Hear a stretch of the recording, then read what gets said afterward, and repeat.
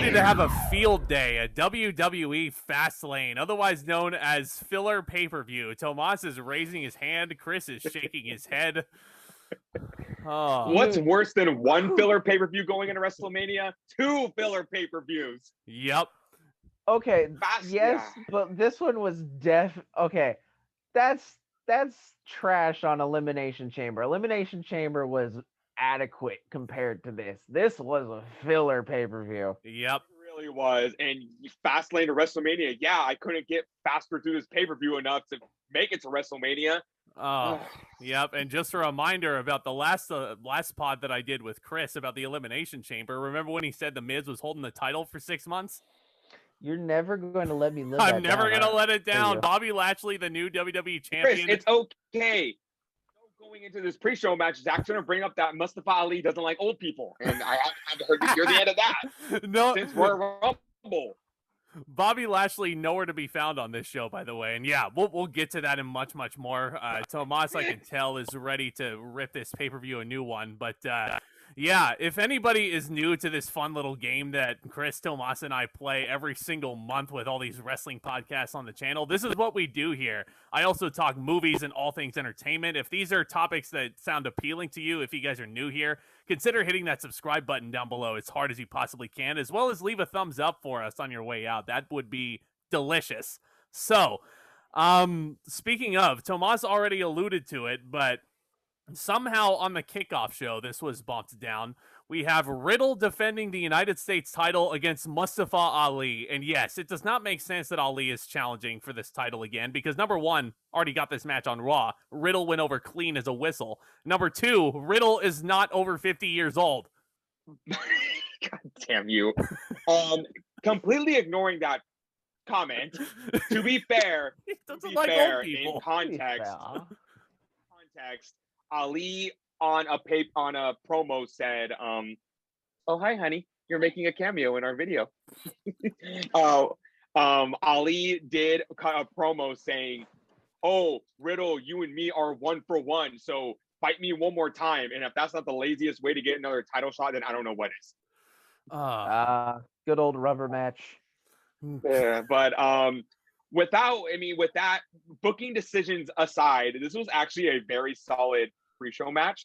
Yeah. And because I know Kris isn't going to like me saying this, but Riddle has grown on me so much these past 6 months. And yes, I would even go as far as saying he's one of the best damn. He's probably one of the. Like a fungus. And here's the thing. I'm going to come at him even more and say he's probably one of the best damn workers on the roster right now. This was a very solid match. Kris, I'm going to side with Tomas on this one. Riddle is, I think, one of the best sellers that Raw has right now. And I'm not just talking about, the whole WWE, but just on Raw, Riddle and his selling is just awesome. And Mustafa Ali, I think, is a great opponent for him. And they were doing a lot of really nice sequences. There was a really good one from Riddle doing a fisherman buster, and then Ali immediately puts on a Koji clutch, and Riddle's in it for a while. There was a point where I feel like this was a call out to their match last week where Ali, where he usually does that move where he rolls through the ropes and does a face buster or a neck breaker. He rolled through the ropes and did a backstabber. And I thought that was pretty damn cool that Ali is constantly evolving. Zack knows that Mustafa Ali, to me, is probably one of the most underrated workers on the roster. Mm-hmm. So seeing him get to shine here, even though it's in a role that I know we all don't like, I'm glad that Ali has the spotlight on him at least. Oh, for sure. Yeah, and we'll get to that. We'll get to that in just a second. But yeah, great work. Riddle was selling the head because I think he hit his head pretty early on. And there was also a spot where Ali did a really, really neat spin of Riddle. He grabbed his feet and he spun his whole body, and then Riddle's head hit the post. And I was like, yeah, that was pretty gross right there. I've never seen that before. That was a cool move. Yeah, I liked it. Yeah. Ali and Riddle, they were putting in work tonight. Mm-hmm. And again, even though they were on the pre-show, they did some stuff in this match that I really appreciated. Yep. And also with Riddle, goddamn, we'll get into it later in the show, but he's a national treasure. His promos, again, have grown on me, but to the point where I was like, these are stupid, but he fits it so well. It's like Riddle's taken WWE shitty writing, and he just makes it work. I don't know how he does it. He makes it work. I don't know either. He I wasn't gonna. This is gonna be one of those types of pods, ladies and gentlemen. Strap in. But I wasn't gonna put it that way. I was gonna say he brings his Rob Van Dam-esque charm to this type of writing. But the one nice thing about Close shitty enough. pay-per-views, at least we have a good time talking about them. Oh yeah. I will say also, getting back to the match itself, it had a really, really amazing finish. They go up to the top rope, and then Riddle hits an avalanche, bro, Derek, and it gets the 3 count. I gave this match 3 stars, Kris. Like, I wonder. I'll even do you one better. I gave it 3 1/4. This was just a lot of fun and very solid for a pre-show match. Probably one of the more solid pre-show matches I've seen from WWE in a while. So yeah, this was fun. You had 2 good workers in there. Riddle hangs on to the title, and yeah, what goes on from here next is going to be very, very, very, very, very nice. Go ahead. Go ahead, Kris. I don't like Riddle. We If know. if that wasn't clear already. Right. Zack and I were texting during the pre-show, and I was explaining why I am not a fan of Riddle. Yes, he's gotten better on the promos. He's made them his own with a certain je ne sais quoi. A little help. Yeah. But in my opinion, I think he's sloppy in the ring. He could tighten up a bit. He thinks he's better than he is, and that makes him slightly sloppy, in my opinion. He doesn't go 100% on moves, and in wrestling, it's not just you. It's you and your opponent. If you mess up, there is also the potential of not only hurting yourself, but hurting your opponent.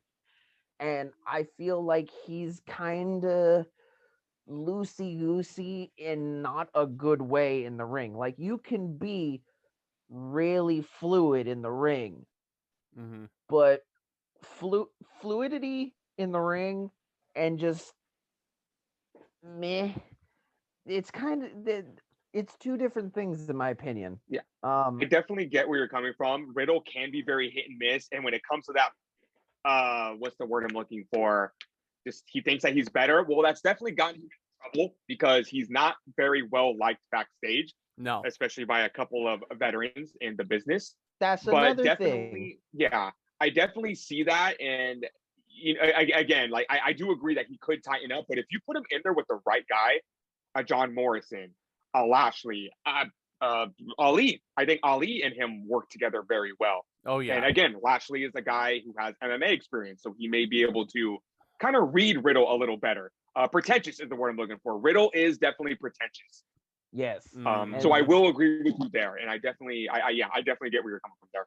And there's only so much of that can fly in that locker room. Like exactly. I was telling Zack, I'm not against Riddle. I just think he should have spent more time in the Indies or NXT.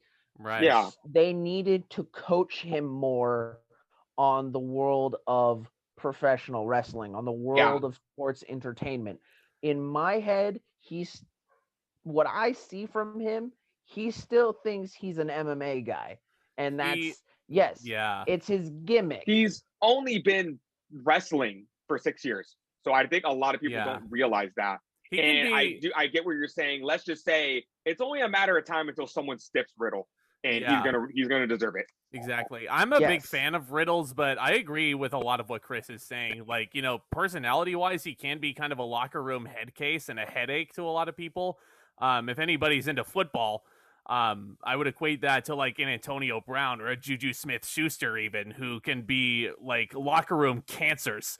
But, you can't help but have them on your roster because they're just that damn good, Oh, yeah. But, I don't know, but, weird little analogy time. But As Tomas referred to, what happens after this match is very, very nice indeed. Ali is yelling at all of his stable, the worst stable in wrestling history, Retribution, wearing their BDSM gear. And, he tells them to get in line. Mia Yim, who I am very happy to see back after her battle with COVID-19, she steps out of line and she leaves. Ali says, fine, I don't need you. Then Shane Thorne steps forward and he leaves. And I'm like, are they just going to all leave one by one? But that leaves Ali in there with the two big guys, Dio Madden and Dominik Dijakovic. And they hit Ali with high justice. Hallelujah. Retribution is dead. Thank you. The nightmare is over. You. And yes. I will say, this isn't even one of those cases where they might hint at, oh, maybe they're not done yet. No, the commentators straight up said during the show, the former leader of Retribution, Ali. I think even WWE is ready to bury this faction 12 feet into the ground. You have 1, 2, 3, 5 fantastic superstars in that stable. And now you can finally do something with them. Let Mia Yim work with her fiance. I have an idea for WrestleMania that involves Mia Yim going to get her big bad fiance to come beat up Ali for, abusing her for the past year. And, you guys got a very solid worker in Dijakovic that can finally spread his wings on the main roster. You got, I even say, I've been a solid worker in Thorne. You have a guy like Madden who never really got his opportunity to spread his wings as well. These guys are finally going to have opportunities to be themselves. And if there's one thing Zack knows that I defend from Retribution, props to the guys being given a shitty gimmick and running with it, for being so committed to those terrible characters. Mostly Madden, because he committed himself so much to that gimmick that he looks scary. And I really like that intensity from him. And, I hope WWE looks at that and says, hey, we fucked these guys over with this gimmick, but at least they didn't, they never didn't give it their all. They tried. They tried. A certainly beautiful eulogy for the worst stable of all time. And guys, I just want to take a moment to revel in this, because this has been a long time coming. Just a subtle reminder. Thank you. That Retribution started when this pandemic started. And now that we're kind of seeing a light at the end of the tunnel, Retribution is out of our lives. It's so symbolic. Yep. So symbolic. That's what happened. Oh, man. Yeah. That's what happened. But anyway, Kris, what did you give Riddle versus Ali? Did you give it a star? I gave it more than a star, but he gave it a 2. Yes, actually I did. I gave it 2 stars. Okay. Yes, I gave it 2 stars. It was a good match. I liked how it worked. I would have liked to see Ali get the title. Since Retribution got split up, I'm not mad at the finish of the match. I understand now. But yeah, no, I gave it a 2. Mainly because Riddle was in it and he went over, and I'm salty and don't like him. Fair enough. All right. Well, the actual pay-per-view opens with the Women's Tag Team Championships on the line, gentlemen. It's Nia Jax and Shayna Baszler against Sasha Banks and Bianca Belair. Why the fuck do I have to watch this match again? That's the first thing I thought. And the fact that this opened the show, I'm going to get my thoughts out of this match right now. We saw this match 3 weeks ago at Elimination Chamber. It wasn't good then. It was not good now. The only thing I'll give this match is that Bianca Belair was finally showing off her athleticism in this match, and it was very impressive. Everything else, I do not care. I do not care. I do not care. I gave it a star. Not even about Reginald? No, because he added nothing to this match. Who was walking out Reginald, with he went from Carmella to Sasha to Nia in the span of a couple months. Really went to Sasha Banks. That was designed to scare me, because I was scared Reginald was somehow going to make his way into this match. I was scared that Banks and Belair were going to win the tag team titles. And because they wouldn't shut up about Shawn Michaels and John Cena. And I was scared they were going to Michaels and Cena this match, which Michaels and Cena didn't need the tag team titles then. No. This match doesn't need the tag team titles now. Let Baszler and Jax just defend the titles against every women tag team on Raw and SmackDown at Mania. Keep them the hell away from this match. This SmackDown women's title match is too important. Right. Leave it alone, WWE. No gimmicks, no interference, none of that. Well, leave it alone. And please. no putting them in the ring with Nia Jax either and risk getting injured. You know, like, so yeah. Honestly, because I had nothing to say about that match, I just had to get my rant out for that. Yeah. Just thank God it's over sure. and done with. Let Belair and Banks just go at it on SmackDown. Yeah. Please. Well, I have a little rant of my own that I'd like to get into, but before I do, Kris, do you have any thoughts on this? I gave it 3 stars. What? We've seen it before. It wasn't anything too exciting. The only difference was Reginald was more involved. He was actually teaming with Jax and Baszler this time. Match kind of just happened. Yeah, Yes, that's how I felt. Usually for an opener for a pay-per-view, I'm a little more excited, but not only did we just see this match, I actually just watched this match again last night because I was catching my girlfriend up on Elimination Chamber. Yeah. So I just was not excited. I had no desire to see this match again, except for, I don't know, maybe WWE just wanted to scare us. They had to kill some sort of time going into WrestleMania. I don't know. I feel there are a bunch of other female teams that deserve the opportunity. Natalia and Tamina. Yep. As much as I don't like Tamina, I will say, yeah, they deserve it. You got them, the Riot Squad, Mandy Rose and Dana Brooke. Yeah. You have teams on the roster, WWE. Stop acting like you don't. So number one. So, I don't know. Go ahead, Kris. You don't know? It was okay for me.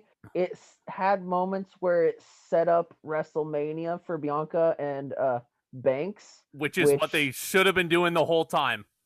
Yes. But they're wasting time. They're wasting time with the women's tag team championships and Nia Jax, who it's been well documented on these pods that I am not a fan of Nia Jax at all. And here's the thing. I understood good. it at Chamber. I really understood the match at Chamber. I didn't get it here. No. This match did not need to happen here. Mm-hmm. Hell, that SmackDown Women's Championship match they did last night on SmackDown or on Friday night on SmackDown with Jackson Banks, they could have put that on this show. That would have made more sense. Even that didn't even need to happen because number one, again, Nia Jax has injured a lot of people in her career. Granted, she has gotten better-ish lately. You know, she hasn't hurt anybody too severely. But Nia Jax, very, very reckless in the ring. Shayna Baszler was unusually sloppy tonight. So I don't know why you would put your women's main event in harm's way like that. That's the first thing. And to piggyback second thing off of Tomas's point, this build makes absolutely no sense because you have them challenging for the tag titles and teasing Cena versus Michaels from Mania 23 when they were the tag champs. But number one, they shouldn't have been the tag champs to begin with. So they shouldn't have been in this match.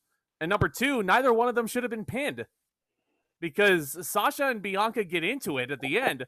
And then Sasha slaps Bianca. She's distracted enough for Shayna to pin the SmackDown Women's Champion. Second pay-per-view in a row that Sasha's been pinned. And she really shouldn't have.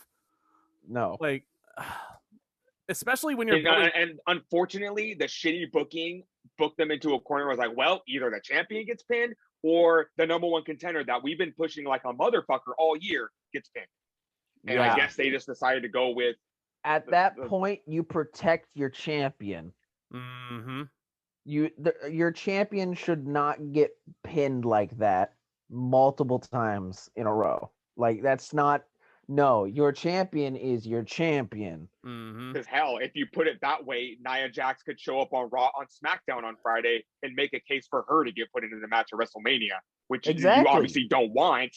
But WWE, you kind of booked yourself into that situation. Yeah. You know? Yeah. Especially leading into WrestleMania. You should not have your world champion like losing repeatedly. Now look, I've been thinking about this a lot. I understand that everyone in WWE right now is running around like chickens with their heads cut off. They just got told they can have fans at Mania. They're trying to get tickets on sale. They're trying to get all this stuff out there in less time than they usually have. Remember, in a normal world, tickets go on sale in November. In this world, tickets went on sale less than a month before Mania. And they probably just got permission a couple weeks ago that they could have fans. So WWE is worried about that to the point where they're not paying attention to their product, which is weird because this is the product you're trying to show in front of a live audience in the first time in over a year. And it's not coming off well right now.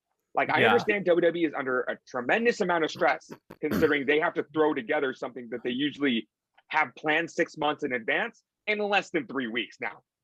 But again, these are very, very annoying booking decisions I'm noticing from WWE. Yeah. This was a match that existed. It never should have happened to begin with. And then after the match, they argue champion and challenger. And there's your Mania build that you should have been doing for all this time. The challengers definitely did their Royal best. Rumble. Yeah, the Sasha and Bianca definitely tried their best, but I'm giving this match a 1.5 stars, and that's being generous. Yeah, considering I gave it a star. Yeah. So anyway, moving on, we do see Shane McMahon backstage on crutches because apparently he hurt himself while he was training for supposedly what was supposed to be his match with Braun Strowman tonight. But he did have the Braun Strowman t-shirt on, except he did have Stupid Express instead of Strowman Express, which that was great. Old school Shane McMahon. What made me mad is that you saved that for WrestleMania. Yep. That's something you saved for Mania, not for fucking Fastlane. Yep. Can you tell them a little upset and we're only one match into this pay-per-view? Which is exactly what they did. But before we get to that, Tomas, Intercontinental title match up next. Big E defending against Apollo Crews. Why am I the only one smiling right now? I like both of these guys. Let's get the positives out of the way right now. Yes. I love this feud. I love this feud. We all do. I don't know why. Yes. These guys click. Guys bring out some sort of intensity in each other that I fucking love. I know everybody is a little iffy right now on the Apollo Crews gimmick change, and very understandably so.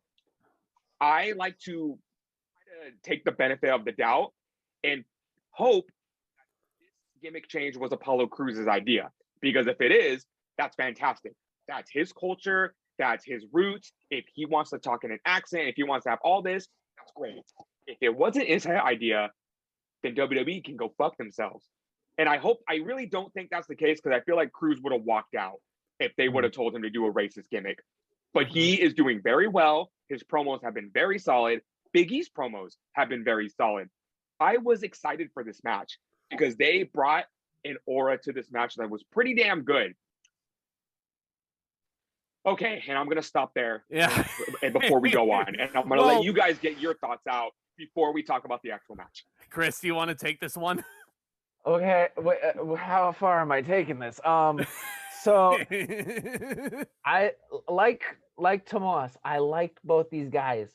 I was looking for. This was one of the matches I was looking forward to. Yep. I like E. I like Apollo. I was talking to Zack before we started recording. I like me a good athletic big guy match. When you have two titans of human beings, 300 plus pounders, but they move like they're my size. I'm a cruiserweight in the wrestling world. If they're really athletic, if they move fast, but they're tanks on super god, I like it. Yeah. I like when they collide. when you have a match that you're just sitting there and you see something happen and your response is, ow, I like those kind of matches. This was kind of, I knew this was going to be like that. And it started off that way. Big E just was tearing into Apollo right off the bat. Apollo started to answer back. It was back and forth, big moves, fast tempo. I liked it. I was having fun. The two splashes on the apron. The two splashes on the apron looked great. Felt that. And the fact that Big E was talking shit to Cruz while he was doing that, this all was good. And then they fucked it up at the end. Keep in mind, we hold on a second before we bury the lead.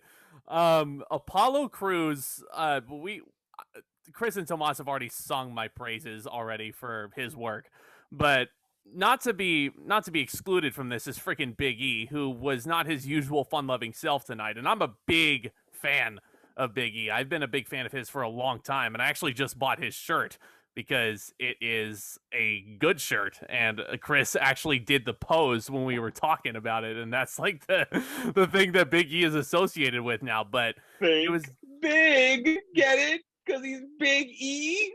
I hate WWE's marketing. That is depressing, but that's almost as bad as show big strength.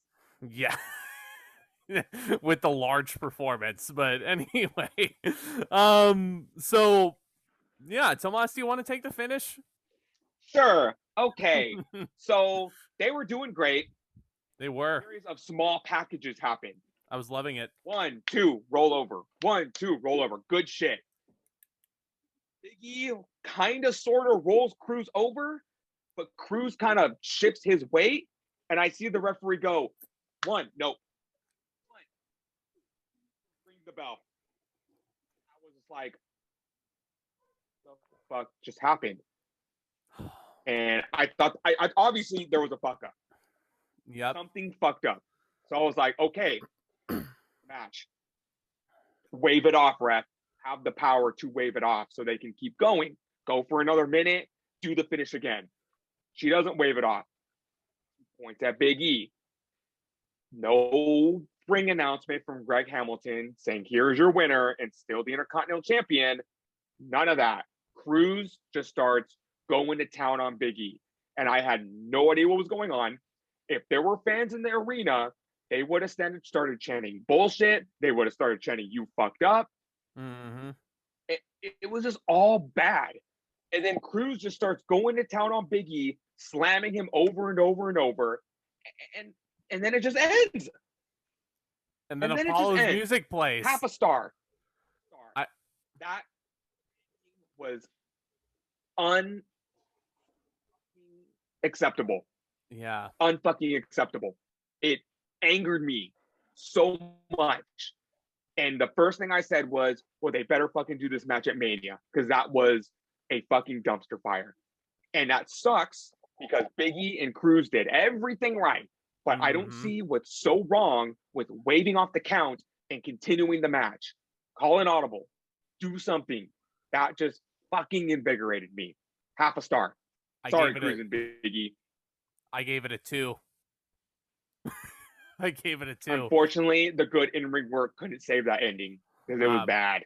If I could quote the great Kris Lash for a minute, but in all seriousness, the work in the match was really, really good between E and Cruz. Like, if we're just basing it off of the work, the match is probably 2.25. It was a 2.25 star match with a -3 star finish. If we're being actually accurate about this. If WWE can somehow sweep this under the rug and then have a kick-ass build to Mania, I will forgive it. But right now, I'm fucking upset. I would prefer to see an Intercontinental title ladder match be brought back with these two put in there, but because you need a spot to right now, yeah, but right now it looks like the story is centered on Cruz and Big E, and they can't let that finish go because that was bad. Very bad. Absolutely not. But Kris? All right. hang on to your helmets. I got a lot to say. Uh-oh. I got a lot to say. Okay. So He's gonna give it 5 stars. No, he's not. close. I gave it 3.5. Wow. Okay.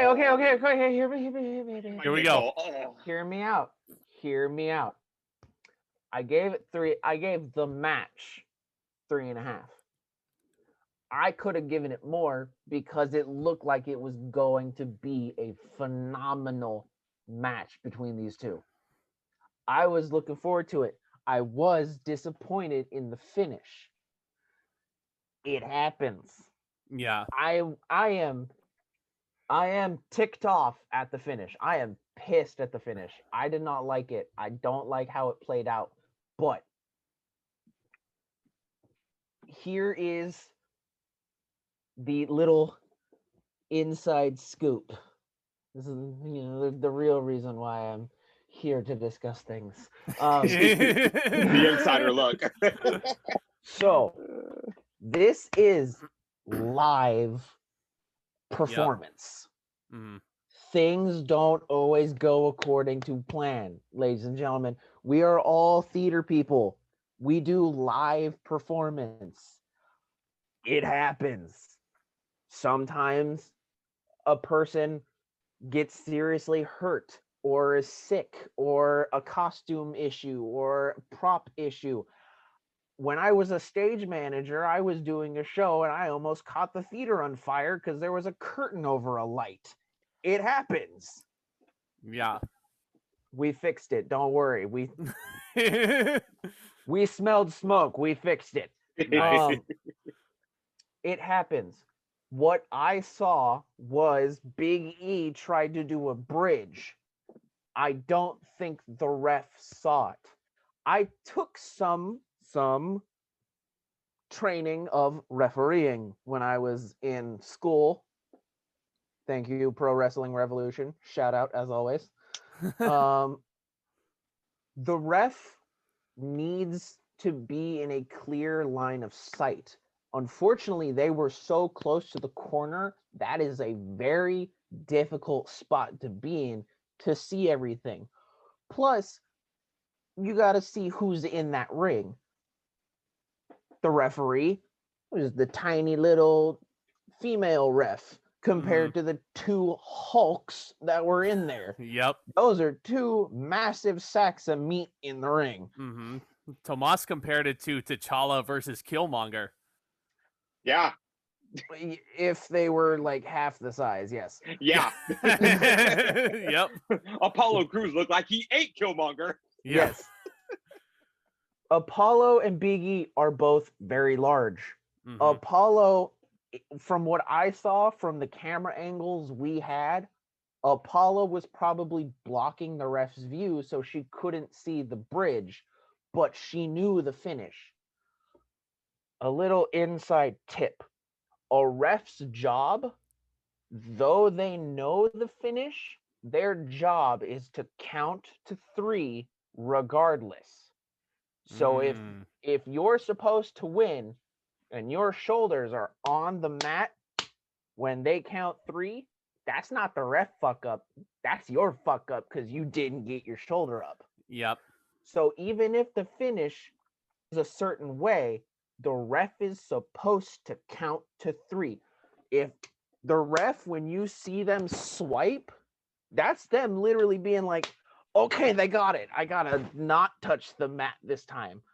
That's why sometimes you'll see them be like, I didn't touch the mat. I don't know what you're talking about. That was 2. So a lot of factors played into this. I'm salty. I'm salty at E. I'm salty at Apollo. I'm salty at the ref. But it's understandable. It can happen. It's live performance. I got to give props to Apollo because, yes, like Tomas said, the ref counted 3. She knew the finish, so in her head, E1, ring the bell, call the match, done. Mm-hmm. Apollo was like, oh shit, I got to be on top of this. And he decided, I'm going to continue this story. I'm going to beat the shit out of him. He improvised. And that was excellent on Apollo. So props to Apollo for continuing this story. Yeah. That's going to build into something, and you know it, because the ass kicking he gave after the match was decent. Oh, so, he handled his inner Kurt Angle with that beat down. Beat the ever-loving crap out of Big E. I'm sad how the match ended. I would have wanted to see these gladiators go toe-to-toe longer. It's live performance. Yeah. Things happen. I understand. No one's really at fault. But you hate to see it. Yeah. Oh, yeah. So one thing I will say about the build, I really appreciate, I really like how it's one-sided right now, how Cruz is really just getting the better of Big E. So when Big E does defeat him, or maybe they'll put the title on Cruz, you don't know. But if Big E does defeat him, it's going to be a lot sweeter. Yep. Go ahead, Chris.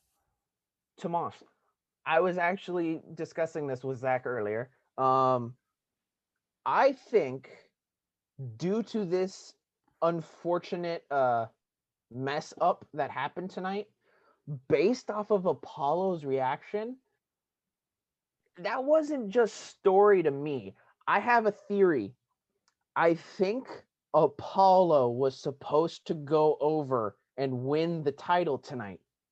Yeah. He looked pissed that what happened. Because I think Apollo was supposed to get the title, and that built into Mania so Big E could have his big WrestleMania, I won the title at Mania moment. Yeah. But then again, like, if the refs just counted to 3 regardless and awarded the match to Big E, I don't know if Apollo winning was, like, it definitely makes sense, what you're saying. I don't know if Apollo winning was planned, though. If that's the case, if that is really the case, then on SmackDown, the first thing they need to do is put the title on Cruz. Yeah. I have a feeling that could happen. But then again, they'll just be hot potatoing the title around because Big E's just going to win it back at Mania anyway. Yeah. You know? Like they haven't hot potatoed a title before. That doesn't mean I like it. Miz. Oh, God. Hi, Miz. I hate what they're doing on Raw right now. My God. Yeah. But that's another for another time. But I understand. I understand Chris's inside look on this, as I always do. I'm not changing my rating, though. That was a half a star. That was absolutely abysmal. And to make matters worse, go into the next segment where Elias and Jackson Ryker are begging Shane McMahon for a WrestleMania moment. I want to be WrestleMania. Elias, you were at WrestleMania a couple years ago. You got your ass kicked by John Cena. Stop acting like you haven't been at WrestleMania. So Shane says, okay, this is what you're going to do. The minute he said that, we're getting Strowman and Elias. Yep. Did I ever ask for this match on pay-per-view ever? The answer is no. Supposed to be Braun versus Shane, but to your point, Shane McMahon introduces Elias, and he is apparently auditioning for Mania. He starts to play his guitar, and then Shane just says, hey, you're replacing me tonight. Out comes Braun Strowman, who I was joking with Chris earlier. I guess his gimmick is just a train now. It's been a train for the past year. He's just Albert circa 2003 now, except he's bigger with a giant beard. It's a train. The Strowman Express. But yes, to your point, this was not much of a match. Shane McMahon disappeared, by the way, after Braun Strowman came out. Like, that was the only build to Mania. This match added nothing to the build. No, absolutely nothing. It was a match. I didn't care for it. 1 star.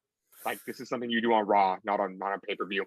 Same rating, 1 star. It was a squash. It was exactly what it needed to be. Braun beat the crap out of him for about 5 minutes. Doesn't touch Jackson Ryker at all, which really made me upset because I really wanted to see him pound the pudding out of Jackson Ryker. But yeah, I just feel bad for Elias because I feel like he doesn't deserve this. He doesn't deserve to get paired with Ryker, and he doesn't deserve to get fucking buried like this. That's really all I have to say about this match. Yeah. Chris doesn't seem to mind that Elias got buried. I mean,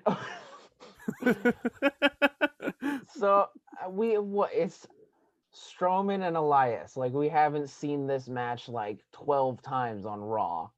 In the past month. Yep.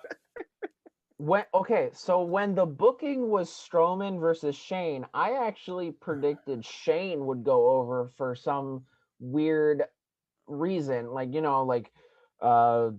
outside interference the ref didn't see, or like some kind of heel tactic By disqualification. Yeah, I had Shane going over, and then as soon as I found out it was Elias, I immediately changed it. Yeah, and I feel like just WWE, we know we're getting this match at WrestleMania. Just save it for WrestleMania. Stop. They falsely advertise this match. And you know what? A lot of I know I'm in the minority. I kind of like the build to this match, not the promos. Oh dear God, no, not the promos. The promos, but suck. the beatdown that Shane gave Strowman on Raw, I kind of liked it because I'm kind of looking forward to seeing what Shane and Strowman can come up with in their match. I think they can get very creative. I think they can make it very fun. People are getting upset saying like, oh, all of a sudden Strowman can get the shit kicked out of him with the camera. I'm like, why don't you take a camera to the face and see how you come out of it? Yeah. And people are getting so upset saying, oh, why should there be a match? Shane just beat the shit out of Strowman. I'm like, do you not know what a build is? If everything just got dropped after one beatdown, then there would be no matches happening at WrestleMania. Everybody chill out. It's called a story. Do you stop reading the story halfway through the book? No. Just because you're upset? You keep reading to the fucking end. What is reading? What is a book? Into Cat in the Hat. Yeah, no, I just pick up the Deathly Hallows to see what happens at the end, But so yeah, this really wasn't much of a match. All I have to say about Braun versus Shane at WrestleMania is WWE, please do not make it last man standing. I beg of you, do not make it last man standing. Please, no, make it an elimination, or no, not elimination. Make it a Hell in a Cell. Make it a Hell in a Cell so Shane can jump off again. No. Make it an AEW World Title Eliminator match. No, you got to give a different match on. You got to give a different match on Mania Hell in a Cell, but. Before we get to the next match, Tomas, I know you love this Riddle promo. I personally didn't, but I mean, if you want to talk about it, now's your chance. It was just so funny. I don't know what it was. Just Shinsuke Nakamura was getting ready for his match with Seth Rollins. And Riddle came up to him and just started talking, and then Riddle just started talking nonsense about his cousin Skeeter, who's a skater, and they went to a skate park and he was trying to do a jump. While Riddle was riding around on a fucking scooter. Yeah, and then stallion. And then Riddle turns around and Nakamura's gone. Yeah. Riddle leaves. And then Nakamura shows up again like, I'm not talking to this guy. But I will say though, I'm so looking forward to Riddle's WrestleMania entrance because it's gonna be cool. If he comes out on the damn scooter, I will laugh my ass off. Oh, he will. And if he's gonna get a no, not only do I want him to come out on a scooter, I want 12 other people following him on scooters on the way to the ring. Riddle, a bunch of performance center recruits, but if he manages to get a scooter over, similar to hey, Chris Jericho got a fucking list over. If Jericho can do that, Matt Riddle can surely get a scooter over. Chris Tomas, yes. I hate you. Yes. Because you want to hate me even more? So at the end of the scooter train, there's going to be 4 guys dressed as Bronuts. Oh no. Oh, before we get into I never knew how much I needed this in my life now. Well, we better hope it happens. I want it. Riddle leading a train of scooters down the WrestleMania ramp. I need this. It's gotten to a point where I can't tell if this is sarcasm or not. Like I said, ladies and gentlemen, this is genuine. Okay, WWE and Matt Riddle. I don't. He's cutting a promo now. If you watch this, make it happen.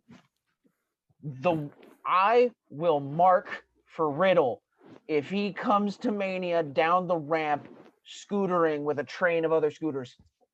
I will mark for Riddle if that happens.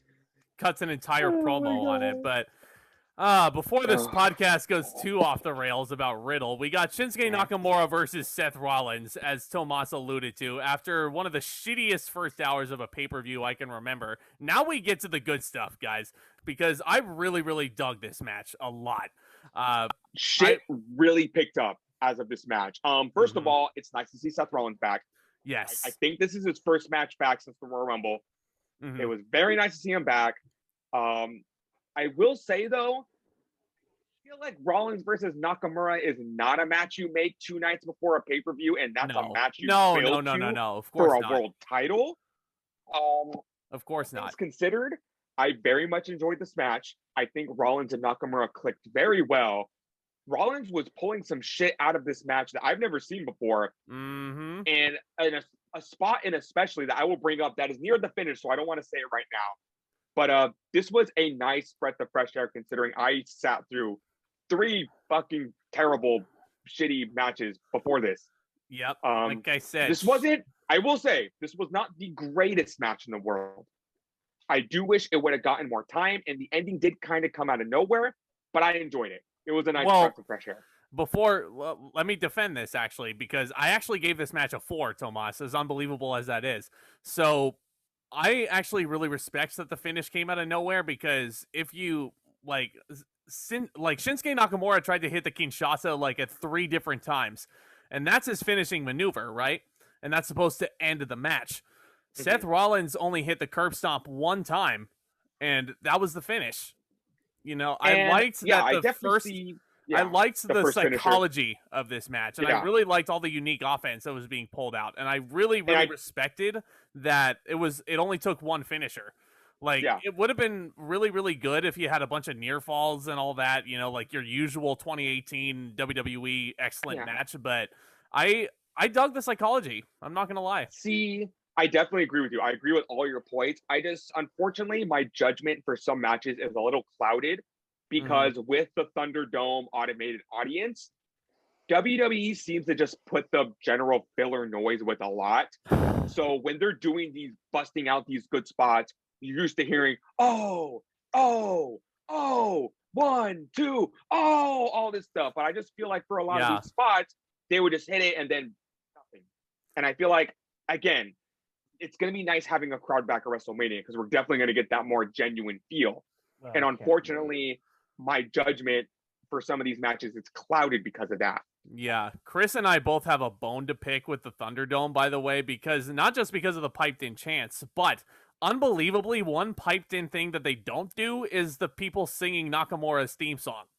Nope, because I'm pretty sure Vince doesn't like it, and they shouldn't be doing it. Well, then why did he bring it back if he didn't like it? Okay, hold on. On top of, I have a thing about the not singing along with theme songs that pissed me off. Going off track for a second, NXT this week, Walter was on NXT and no one sang along. Unbelievable. With the theme. Unless they did it, we just couldn't hear them, because it is very hard to hear what the fans are chanting with the plexiglass and the masks and the piped in chants. There's a lot. I am waiting for the day that I can see Walter wrestle live, so I can do that, just as a side note. But I need it. But I'll just go to the spot that I really, really enjoyed in this match, because again, Nakamura and Rollins were really tearing it up in this match. They were going back and forth. Nakamura missing a Kinshasa. Rollins runs up, hooks his foot onto the back of Nakamura's knee to shift his momentum, and then he kicks Nakamura in the face, and that was fucking great. Quite the enziguri there. Fucking beautiful what Rollins did. I love Seth Rollins. I don't care what anyone says. I'm a mark for Seth Rollins. Me too. I love him even more as a heel. Me too. Exactly what he needed. This was great. I'm glad he brought the old theme song back. I'm glad he's dressing in these wacky suits. I'm glad he's already busting out Dad's joke, and he's only been even though timeout wacky. Even on the pre-show, he said respect the Seth Drip and Rollins. All right. Respect the drip. Drip and Rollins. Put that on a t-shirt. That's gonna be the new t-shirt now. Yep. But Seth Drip and Rollins. I take it, Kris, you liked this match then. Match Real of the quick, night. I want to in get my my opinion. Really? Match of the night. Yeah, I this was mean- very fun. I gave it 3.5 stars. Unfortunately, again, my clouded judgment. I wish I had the not clouded judgment that you guys do. It's just like, again, I'm ready for crowds to be back. It's really gonna help a Yep. ton. Yep. What no. would you give this match, Kris? Then it's not a 2. I gave it 4.25. There you go. Oh, Match of the night for Kris. I was. It was a very, very refreshing match after the beginning we got. I was very much happy about this match. I love these two guys. They're great workers by themselves. They're phenomenal when they're together. I have a question for the class. What's up? Which one is better, Rollins and Nakamura this evening, or Rollins and Nakamura at bragging rights? Oh shit, that's right. That match happened. Survivor Series. My bad. It technically is bragging rights a couple years ago. You know Sucks. what? I will probably be in the minority, but I think there's Survivor Series match. I liked this match more. There was more of a story. It wasn't brand warfare. I forgot that Rollins and Nakamura did. Yeah, and the roles were swapped. Rollins was a face and Nakamura was a heel. And also Rollins is a more natural heel and Nakamura is a more natural baby face. So that's why I like this match more. I liked the match from Survivor Series, but I liked the story in this one. Like Zach said, Rollins is a good heel and Nakamura is a good face. I like the roles they had going into this, but I think their match at Survivor Series kind of just flowed better. Yeah. I need to watch that match again. It's been a while. Also, again, going back to Rollins is a good heel and Nakamura is a good face. These two felt so natural tonight. It felt so natural. And again, I don't think this is a match that you throw together 2 nights before a pay-per-view just to fill in. This is a world title feud that you build up to over the past couple months. And unfortunately, it's sad that WWE doesn't see that right now. No. Like, WWE, do you want Nakamura to go to AEW? Because if you keep this up, he's going to be right there with all of the other guys. Yeah, for a match that only got 2 nights of build, this was a really freaking good match. And if this is Kris's match of the night, more power to them.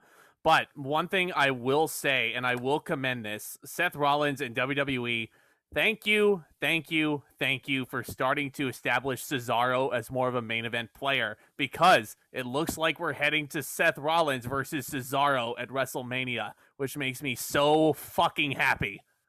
Okay, so a point to that. I think since Rollins is not in the main event picture anymore for the time being, he's doing it. I think he has more pull in the company than he did. And I think what he's doing is he's taking his indie buddies and he's like going to the big guys and learn, give me a chance to work with these guys. Yep. They're good. Let me work with them and let us show you what they can do. Case in point, I know Tomas doesn't like talking about last year's Mania, but he took Kevin Owens last year and they had a kick-ass match. But Rollins is doing something very similar to what Daniel Bryan is doing. He's plucking guys from the SmackDown roster and saying, "Hey, don't forget about Chad Gable. Don't forget about Otis. Don't forget about Nakamura and Cesaro. These guys are good workers, and I will go out of my way to wrestle these guys. I will go out of my way to put over Cesaro 2 weeks in a row just to prove that point." Exactly. Yeah, it's a great point. But yeah, definitely a great match. And thankfully, definitely best match of the night so far. But the goodness would not end there. Before we get to our next match, Rhea Ripley is debuting tomorrow night on Raw, Tomas. Oh, I wonder who they're going to shoehorn into the Raw Women's title match 3 weeks before Mania. And unlike giving her and instead of giving her proper build. Would you rather have Asuka versus Charlotte again at Mania and Charlotte wins again? I don't want Rhea Ripley shoehorned into a main event. If they really wanted to do this, they should have debuted her the night after Royal Rumble. Yeah, but that's what happens when you get 3 weeks of build to Mania. I just feel like WWE is just like, oh shit, we need to do this. I'm not upset, but at the same time, cutting it a little close there, WWE. Little bit, yeah. Just obviously, like we said at the top, this show was a test run on Peacock, basically, is all it was. But hey, fuck Peacock. I'm not looking forward to subscribing to them. Anywho, Drew McIntyre versus Sheamus in a no-holds-barred match. This was my match of the night. I freaking loved this. 20-year history. I'm sorry, hold on. The way. What's up? I don't want to take away from the next match. You have those moments where you're funny to yourself. It's like this pay-per-view. Comedian to myself. This pay-per-view was a good debut on Peacock, and yes, it was a piece of cock. This match was not a piece of cock because there was a great video package, 20-year history between these guys. Drew McIntyre enters with the Braveheart face paint on, and I'm like, this is going to be a war. I loved it. Oh, yeah. Drew should do that more often. Yeah, let's get the bad out of the way. And the only bad in this match was the build. Yes. He went from Drew McIntyre versus, almost said Lashley, Drew McIntyre versus Sheamus on Monday Night Raw, where McIntyre gets a clean win, to McIntyre versus Sheamus in a no disqualification match that goes to a no contest, to McIntyre getting a WWE Championship match for absolutely no reason whatsoever. Nope. To Drew McIntyre versus Sheamus in a no-holds-barred match that easily could have been a number one contenders match. That was my big problem with this match, because they could have very easily made this a number one contender. And this is coming from one of the biggest Drew McIntyre marks out there. He should have earned that match at WrestleMania, but he definitely did with the match. Okay, technically, he did earn it. Where, gentlemen, was he allowed his rematch? Well, technically, there are no automatic rematch clauses anymore, even though there actually are. And they already forgot about that rule. They already forgot about it. Please, WWE, please just bring it back. There are automatic rematch clauses. Just bring them back. Nobody gives a fuck anymore. That was when you were making EC3 into a jobber. Nobody remembers that. Nobody remembers that rule that you made. Just like I don't want to remember the wild card rule. Anywho, Drew McIntyre versus Sheamus, no holds barred match. This was fucking great. Damn it. It was great from the beginning to the end. Can I complain about the stipulation? Sure. Answer me this. Riddle me this, gentlemen. What is the difference between a no holds barred match and a no disqualification match? Better yet, absolutely nothing. What is better yet? What is the difference between a no holds barred match and an Extreme Rules match? Absolutely nothing. Well, at least it was not a last man standing match. So, I wish it was. No, shut up.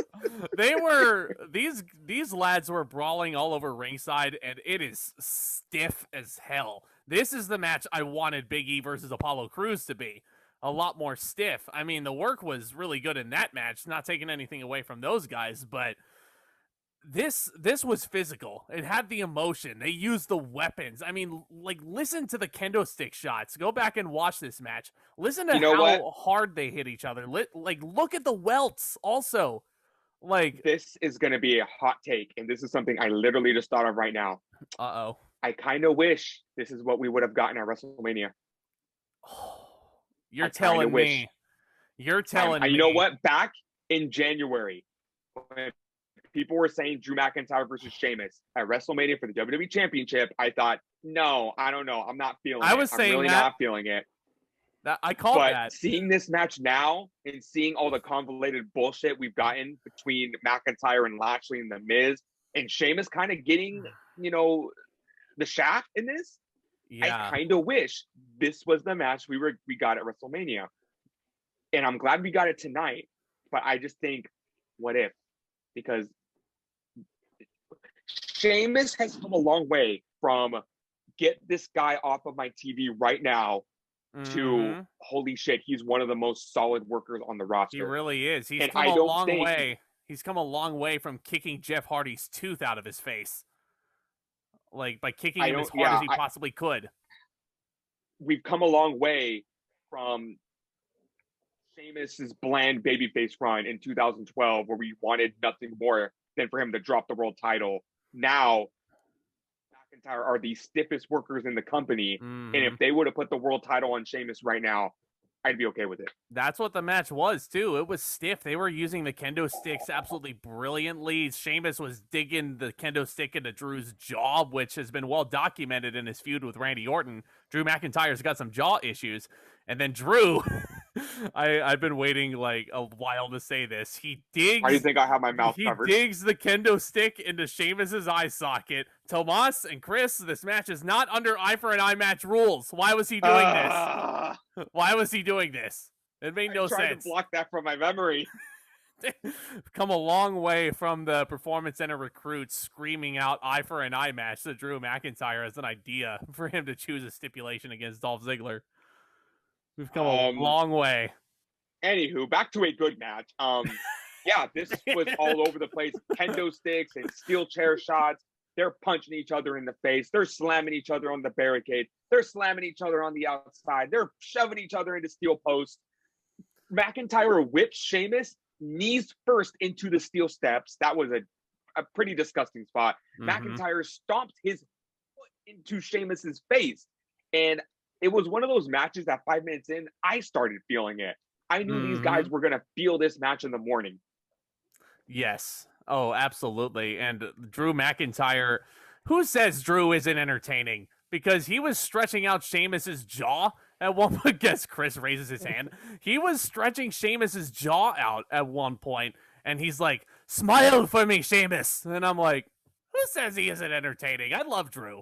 But anywho, we do get to the point where they're on the scaffolding and Drew whips Sheamus through a few of the Thunderdome screens around that are surrounding the ring, and sparks fly. Drew, yes. We get another wonderful nod to an exploding barbed wire match. Easy. The Thunderdome explosion was better than AEW. Easy.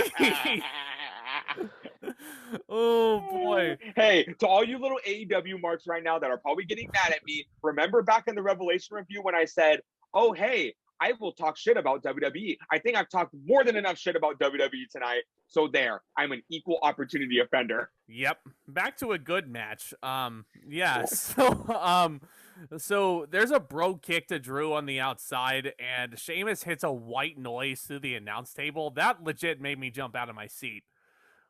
And this is coming from a guy that did not care about the goddamn white noise, or Sheamus for that matter. And I'm like, Sheamus is the man, dude. Like, gotta love Sheamus. And then that's when we get kind of towards near the end of the match, which kind of shocked me. And if I had any nitpicks towards this match, it's kind of the ending. So Sheamus brings a piece of the announce table into the ring.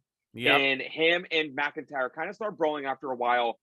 I think Sheamus is teasing some sort of like, I call it the Dublin Slam because fuck Bob Holly and the Alabama Slam. They start to tease that spot. McIntyre turns it into a Future Shock DDT on the piece of the table. Love that. And move. Was it then where McIntyre just straight up hits the Claymore and wins? He hits the Claymore and he doesn't slap his thigh. Yeah, he didn't want to get a fine. He didn't want to lose his WrestleMania main event spot. No. That's probably my only nitpick with the match. Again, just kind of a sudden finish out of nowhere. Again, that might be my clouded judgment because there's no fans there, but again, that's a very tiny itty bitty nitpick. I gave this 4 stars. Is it my match of the night?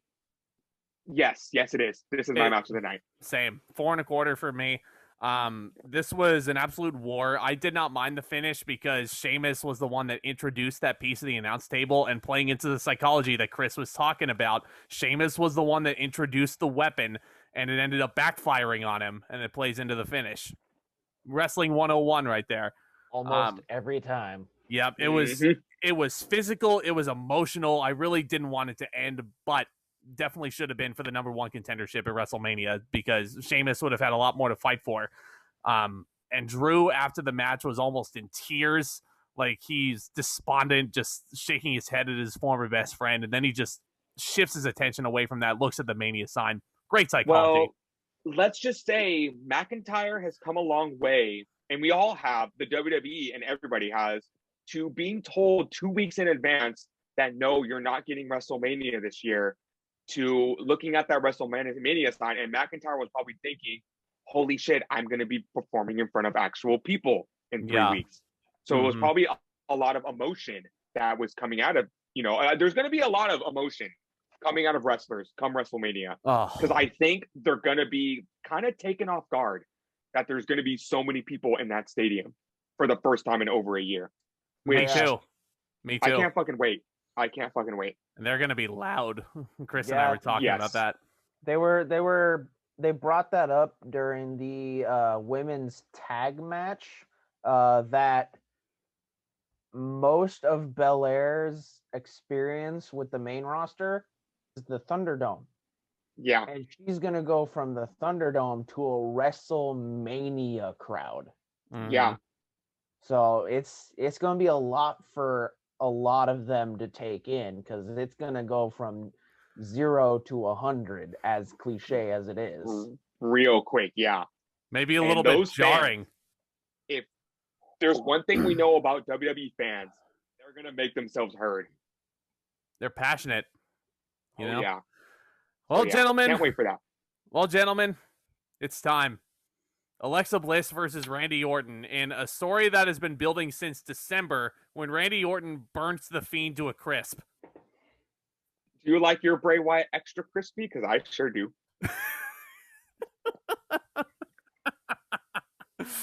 So this has continued to be the best storyline on Raw. Dare I even say the best storyline in WWE? I was so intrigued, and I'm very happy that the WWE actually took their time with this, and they didn't just, hotshot everything. But I wasn't sure what was going to happen with this match, per se. Is the obvious going to happen, and we're going to get the Fiend?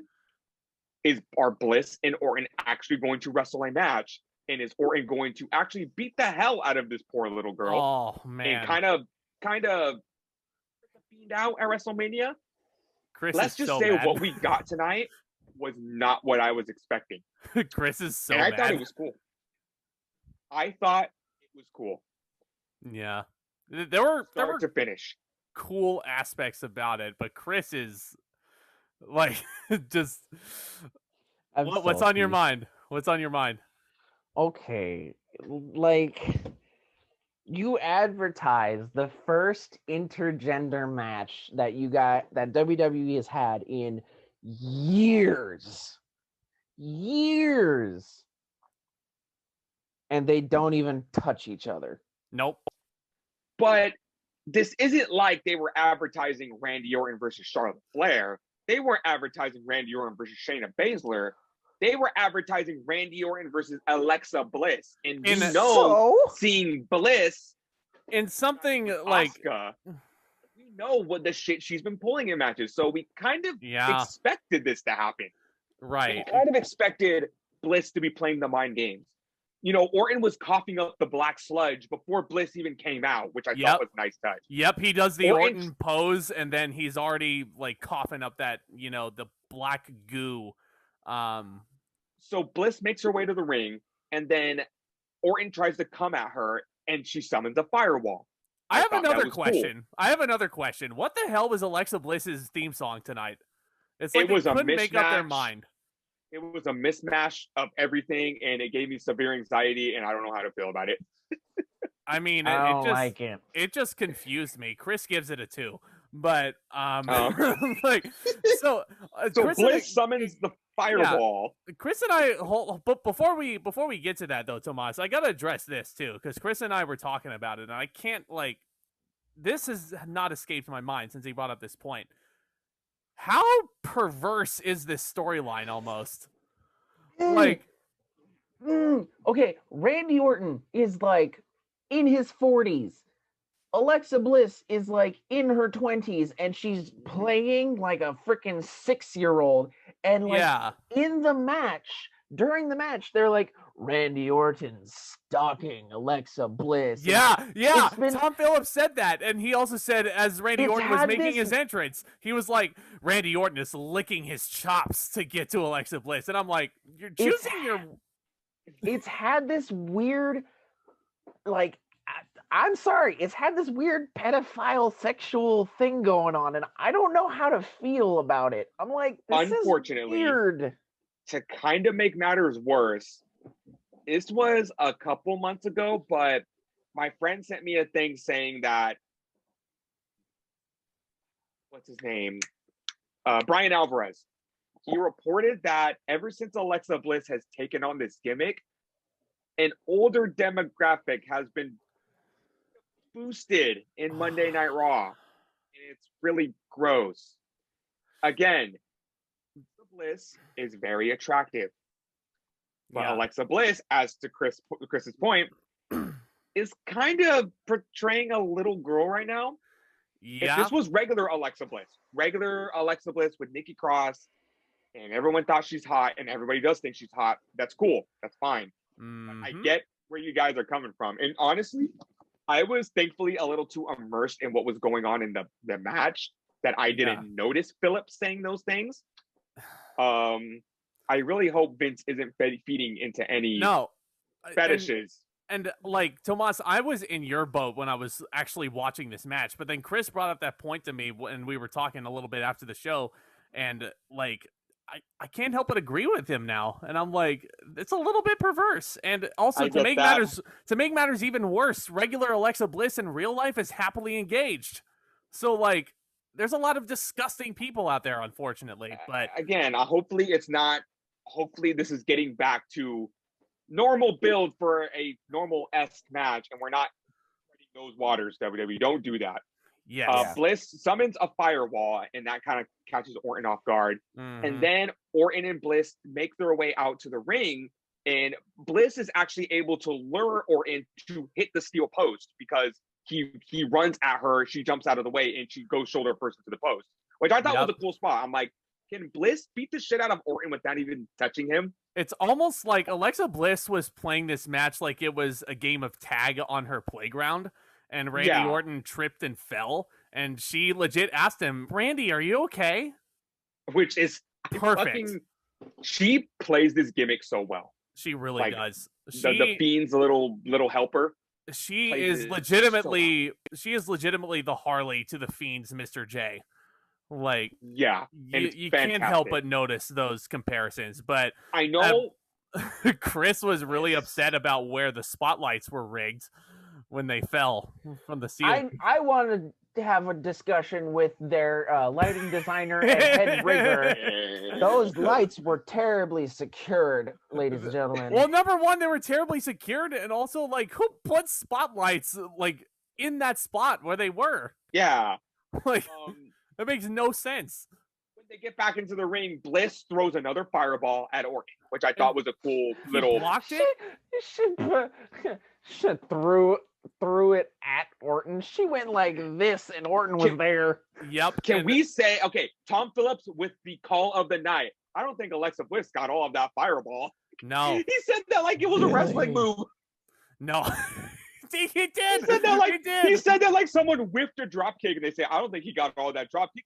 Props. A fireball at Randy Orton. You should have been saying, thank God Randy Orton dodged that fireball. Yeah, thank God Randy Orton doesn't have to wear a lucha mask for a week anymore. But we get to the big angle of this match. No, real quick. And then speaking of the spotlights, when they fell, I think Randy Orton had the other call of the night. Are you trying to kill me?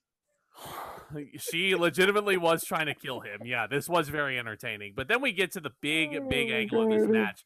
Randy Orton slowly stands up after Alexa tries the fireball. She's sitting up on the top turnbuckle when all of a sudden you see this charred, gloved hand come through the ring, and out pops the Fiend. And his mask, you've seen it on Twitter. He's got a contact in one of his eyeballs, like, just a blank expression, and his charred everywhere. His mask is like a really old candle where the wax is like, just dripping down like it's been used for years.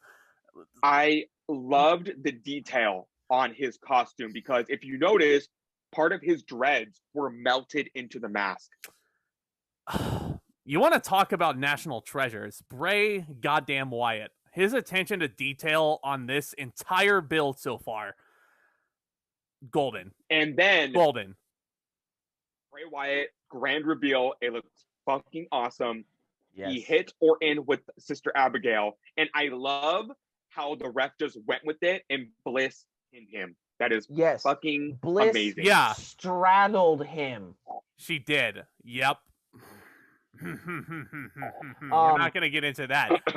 But yes, Bray Wyatt looking like that fish stick you left in the oven too long. Looking like that big leftover Pizza Hut that you left in the oven for too long. So I loved everything about this. I know this wasn't a match.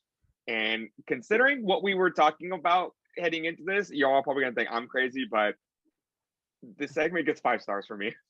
Yeah, great. As a segment, I loved it. I can't rate it as a match because it technically wasn't a match. Bliss and Orton didn't touch each other, much to Chris's chagrin, except for Bliss scoring the pinfall. But also, the Fiend hits Sister Abigail on Orton, and the ref does not call for a DQ. Like in any other match, that would be a disqualification. But I'm sorry, the fireballs and the falling lights. Yeah. No, we're worried about the Fiend. No, that's not a DQ. Honestly, either. At this point, all rules were thrown out the window. I didn't care about that. I just so entertained from start to finish that fuck it. This segment gets 5 stars for me. This was really fun to watch. And now we finally get to Fiend and Randy Orton at WrestleMania. I don't want to see a Firefly Funhouse match. No. Extremely unnecessary. Yes, because number one, if you do a Firefly Funhouse match with Randy Orton, no disrespect, but there's not as many entertaining jokes that you can make with Randy Orton as you could with John Cena. Yeah, like you can make fun of Orton for getting suspended. You can make fun of Orton for having anger issues. Other than that, you got nothing on Orton. Kris wanted Braun versus Shane in Hell in a Cell. Fiend versus Orton is the match I want in the cell. Because I take that. That makes sense. Yeah. Like it feels like a fitting end to this rivalry at Mania. Also, this is the show where fans are coming back. I don't think you want to make them watch something on the screen. They don't want no cinematic matches this year.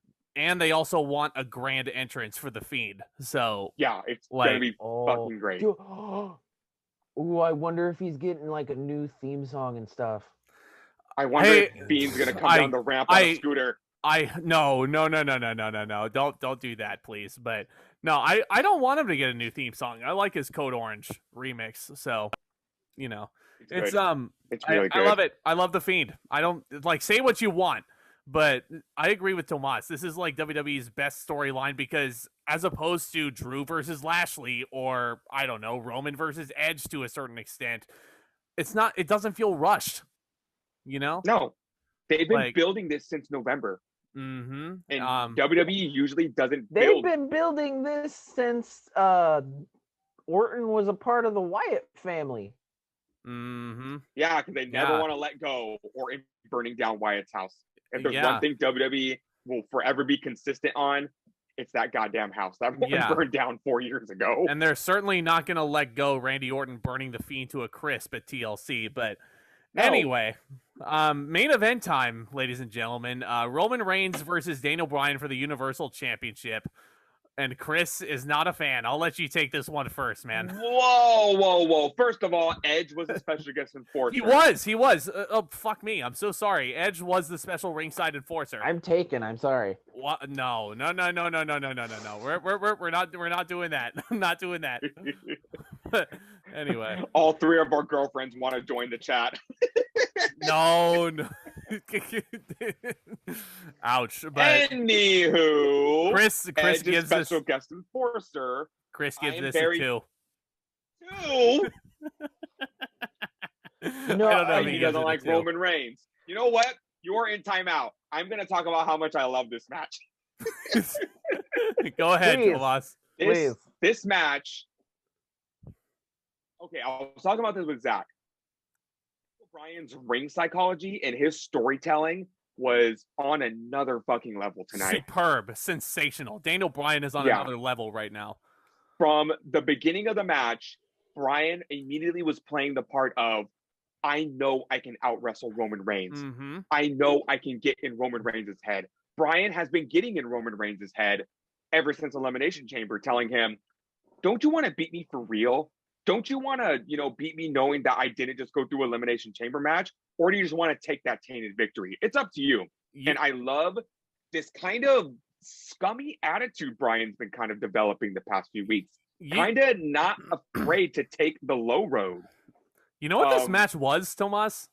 This is going to be a weird analogy, but you guys remember that episode of SpongeBob where he's trying to teach Squidward how to blow bubbles? And he keeps yelling out, technique, technique, technique. Yeah. Daniel Bryan actually yelled out technique at one point. But it's like, that's great. Yeah, he yelled out technique as he was wrenching on Roman's wrist.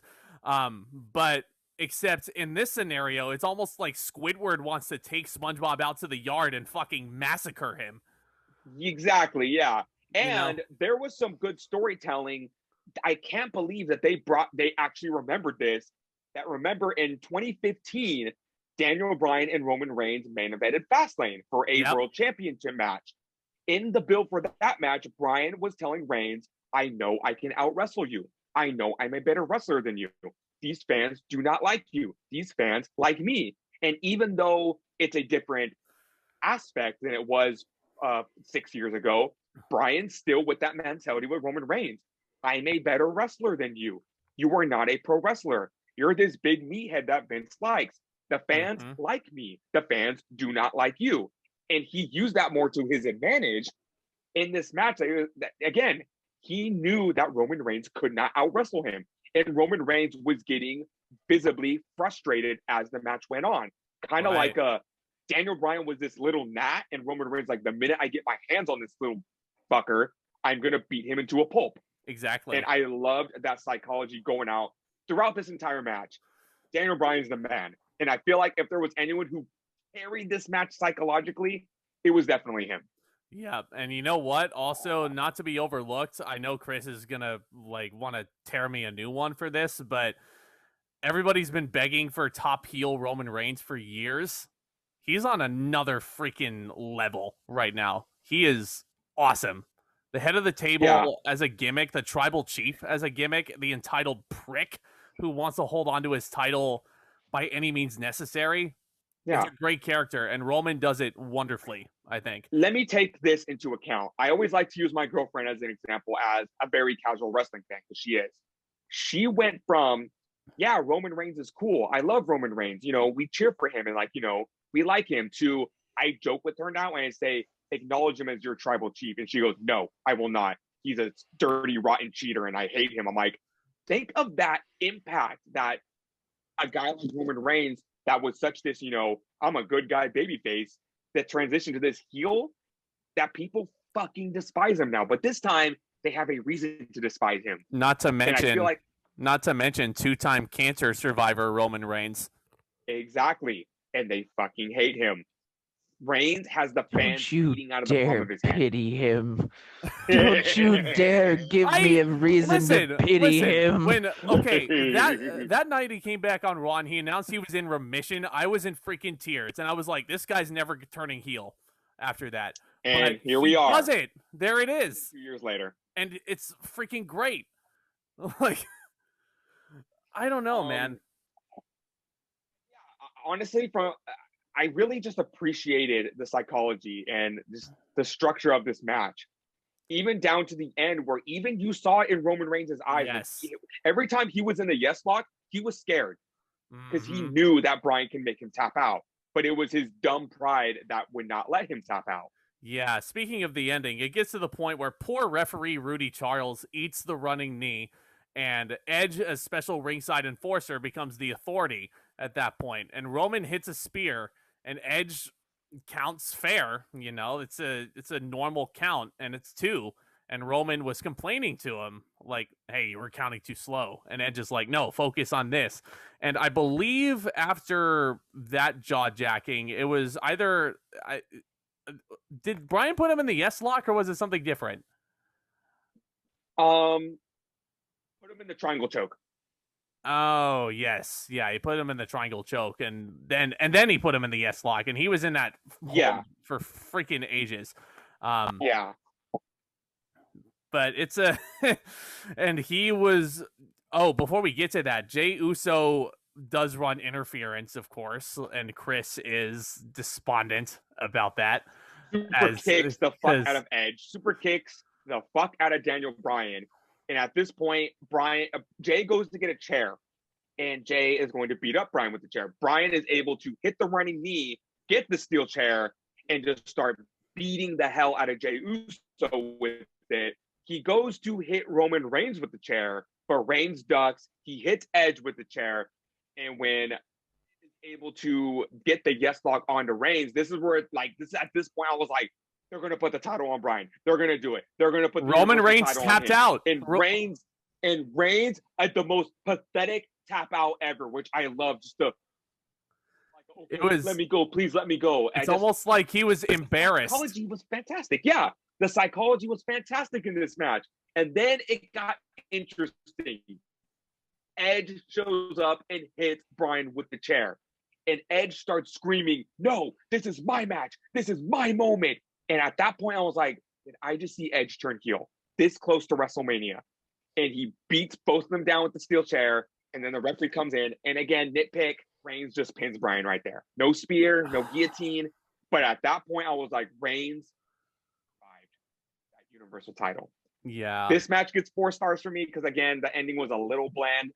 But this sets so much. Now, this is what's going to happen next for me. I'm interested to see what's going to happen next with this. Yeah. What you got to say about it, Kris? You like Daniel Bryan, I know that. Okay, so this might surprise you guys. I give the match, for the most part, up until like the ending where when the ref got knocked out of the ring is when it started to go south for me. Yeah. Up until that point, I give the match a 3.5, maybe even a 4. Okay. When the ref got knocked out and everything started to turn sideways with Edge getting involved, Uso getting involved, the chair getting involved, the way the match was going, I wanted Bryan to go over, and I am very mad. Me too. That he didn't. As predictable as predictable of a match as it was, they made me care, and they made me want to see Daniel Bryan take the belt home. Yeah, like didn't even care that it was 3 weeks to Mania. This isn't even me hating on Reigns at this point. This is like me. It would have made way more sense to put the title on Bryan. Yep. I'm very angry at that ending. I'm very angry. Yeah. I gave the match 3 3/4, and I actually am I feel like go ahead, Tomas. Obviously this is leading to something a little much bigger. You know what? And I will say this now. We see the writing on the wall. I think Daniel Bryan's going to get inserted into the match at WrestleMania. He is. I was if they don't, sorry, then they might as well have just taken a giant shit on Daniel Bryan's face, because why would you do that? Such a protected finish, right? And somewhat turn Edge heel. And you know what? This is very parallel to how the first time Daniel Bryan won the world title. Yep. Here we have a Hall of Famer who won the Royal Rumble. He's getting his one-on-one match, and Daniel Bryan is ruining the WrestleMania plans once again. Mm-hmm. And I honestly, there's something in the back of my mind that tells me this was not the original plan.